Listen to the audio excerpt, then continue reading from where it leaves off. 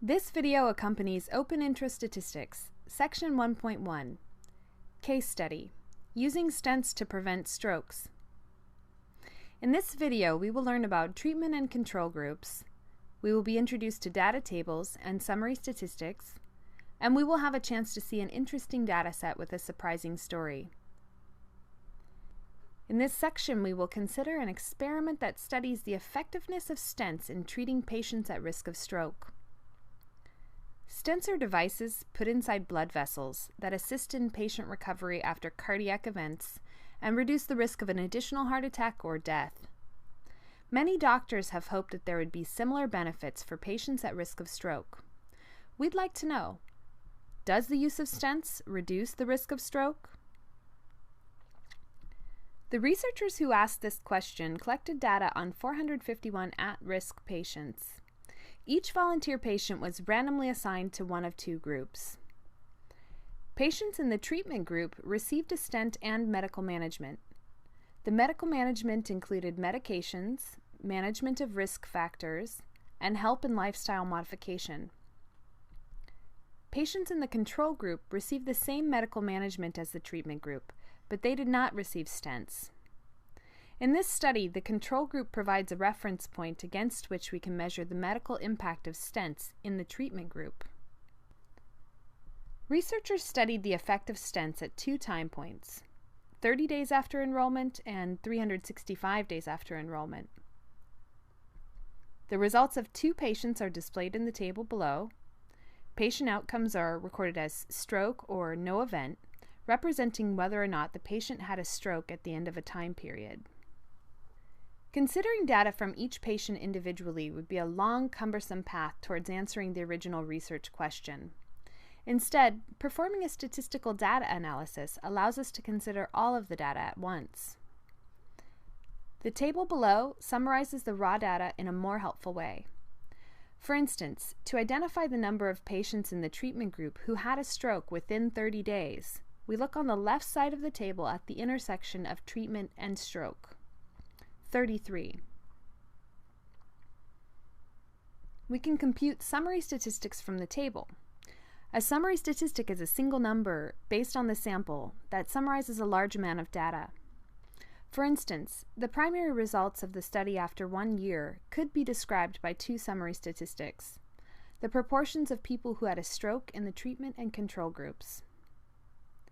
The proportion who had a stroke in the treatment or stent group was 45/224, or 20%.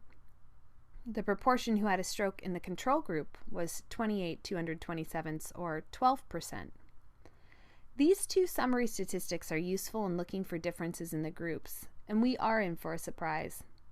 Comparing 20% to 12%, we see that an additional 8% of the patients in the treatment group had a stroke. This is important for two reasons.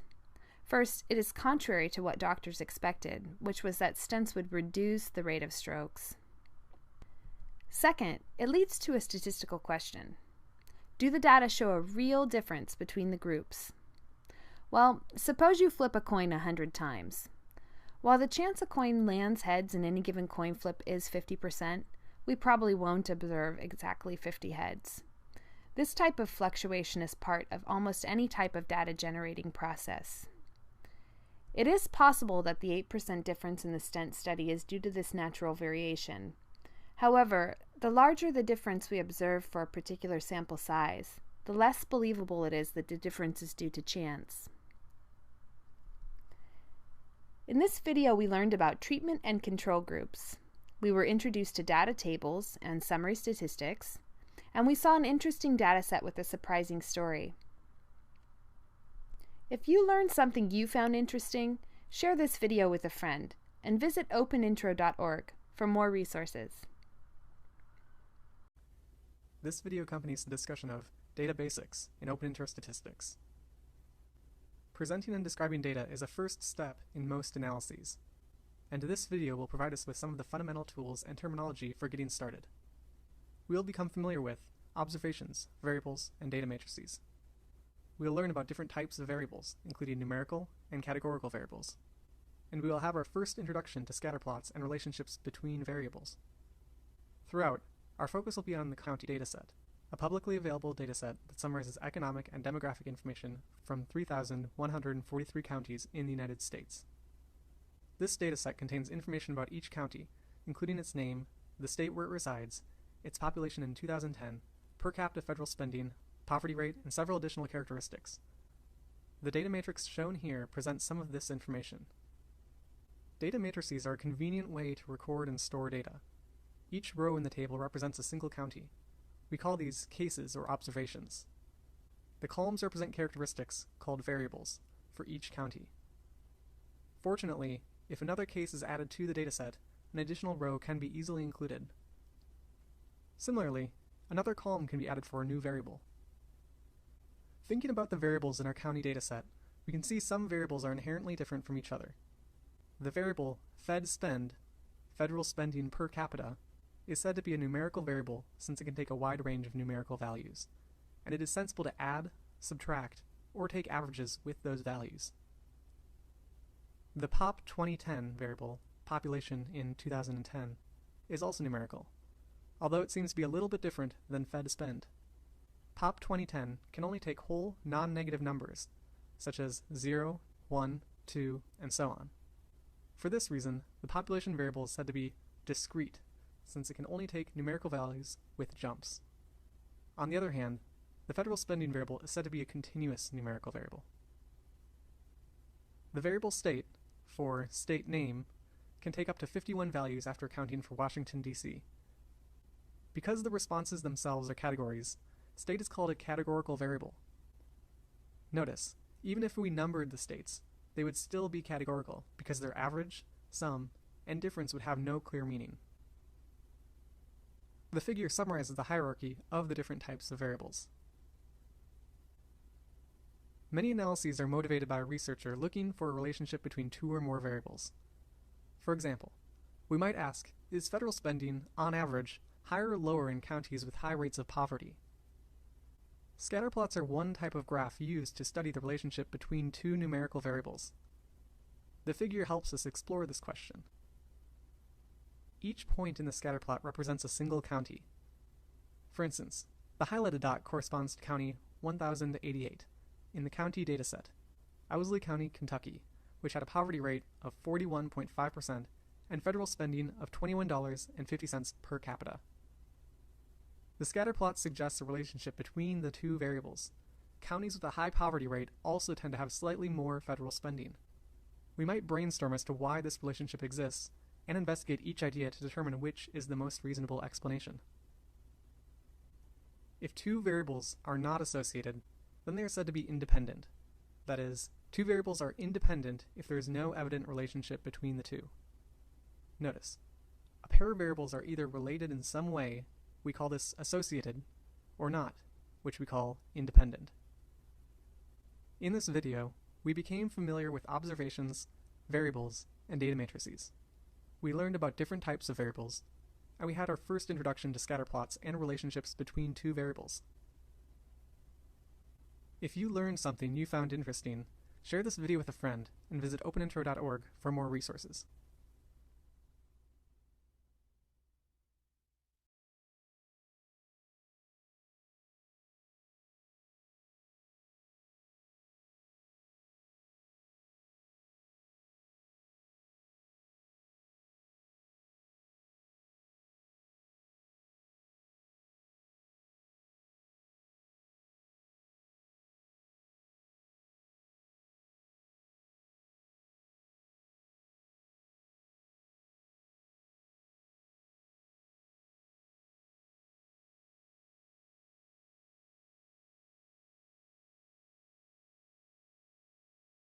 This video accompanies the section Overview of Data Collection Principles in OpenIntro Statistics and provides basic tools for collecting data in such a way that the data are reliable and help achieve your desired research goals.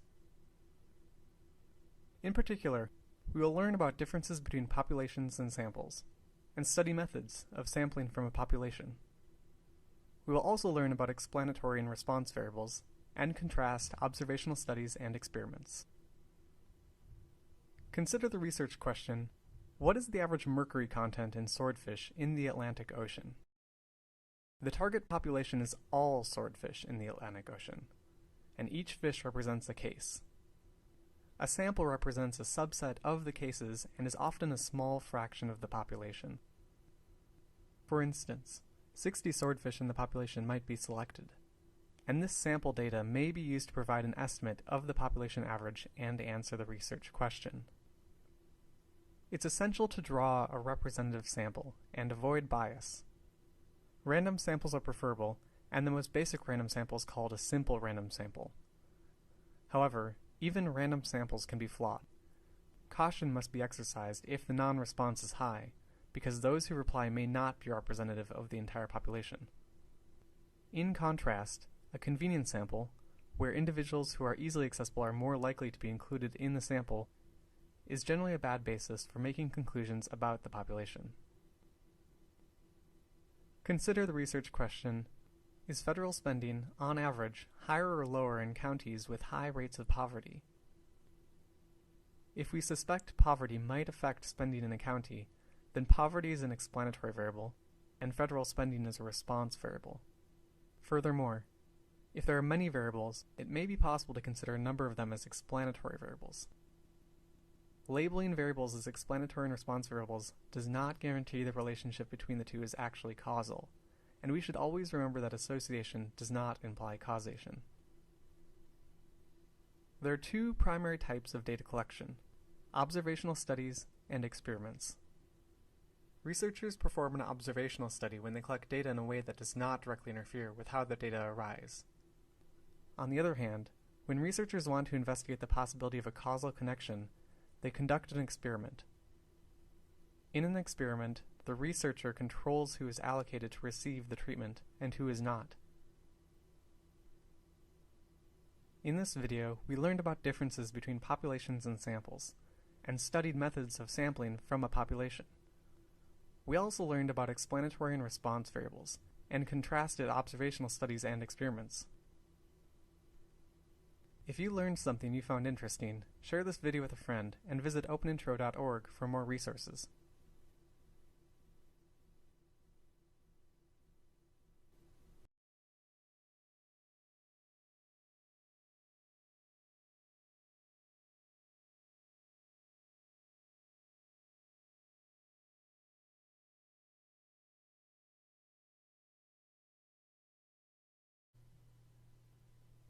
This video accompanies the discussion of observational studies and sampling strategies in OpenIntro Statistics. In particular, we will learn about two types of observational studies and three types of sampling, including the fundamental approach of simple random sampling, the divide and conquer approach of stratified sampling. In an experiment, the researcher controls the assignment of the treatment to each subject. In contrast, data in observational studies are collected only by monitoring what occurs naturally. Consequently, making causal conclusions based on observational data can be treacherous and is not recommended. For example, suppose an observational study tracked sunscreen use and skin cancer, and it was found that the more sunscreen somebody used, the more likely the person was to have skin cancer. This doesn't necessarily mean sunscreen causes skin cancer. In fact, it's more likely that, in this case, the sun exposure is what we'd call a confounding variable, a variable that is correlated with both the explanatory and response variables. Observational studies come in two forms: prospective studies and retrospective studies. A prospective study identifies individuals and collects information as events unfold. On the other hand, retrospective studies collect data after events have taken place. In either case, selecting a sampling strategy will be an important part of designing the study. The most basic type of sampling is simple random sampling. Consider the salaries of Major League Baseball players, where each player is a member of one of the league's 30 teams, and suppose we wish to create a sample that allows us to estimate the average salary. We could write the names of that season's 828 players onto slips of paper, drop the slips into a bucket, shake the bucket around until we are sure the names are all mixed up, then draw out slips of paper until we have a sample of 120 players. The figure illustrates the idea behind simple random sampling. The blue dots represent the individual baseball players. and the bigger red dots represent those players selected for the sample. Stratified sampling is a divide and conquer approach. First, the population is divided into groups called strata, which are chosen so that similar cases are grouped together. In our baseball example, the teams could represent the strata. Then a second sampling method, usually a simple random sampling, is employed within each stratum. We might sample 4 players from each team for a total of 120 players. The figure illustrates the idea behind a stratified random sample. Notice that we sample randomly from each stratum.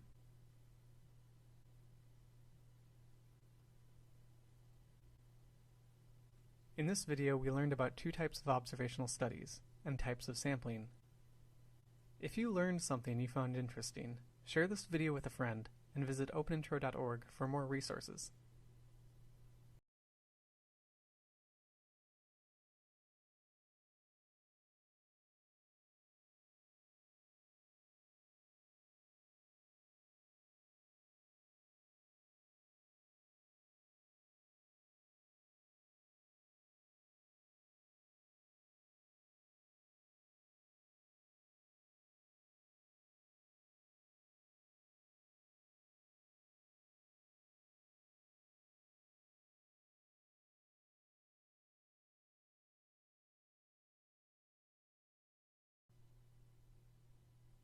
This video accompanies the discussion of experiments in open interest statistics and introduces the basic principles of experimental design.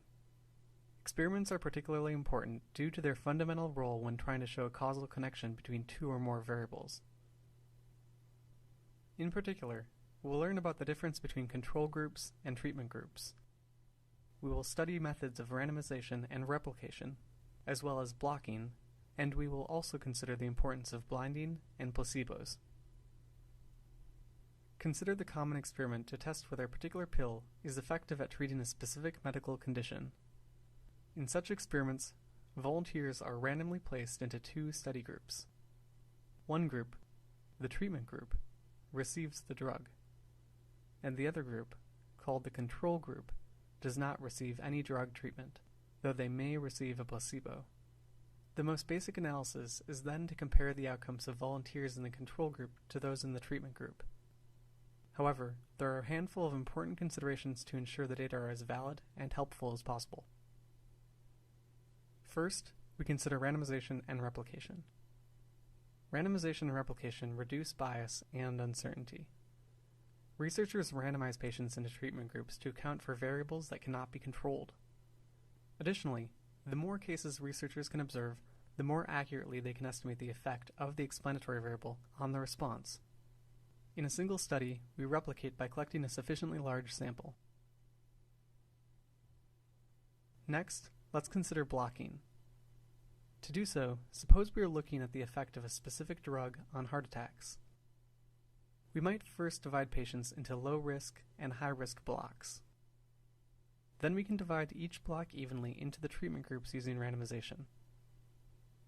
This strategy, known as blocking, ensures an equal representation of patients in each treatment group from both the low-risk and high-risk categories. Lastly, we'll consider the importance of blinding and placebos. To circumvent psychological effects among study participants, researchers prefer that patients not know which group they are in. When researchers keep the patients uninformed about their treatment, the study is said to be blind. A fake treatment is called a placebo, and an effective placebo is the key to making a study truly blind. Oftentimes, a placebo results in a slight but real improvement in the patients.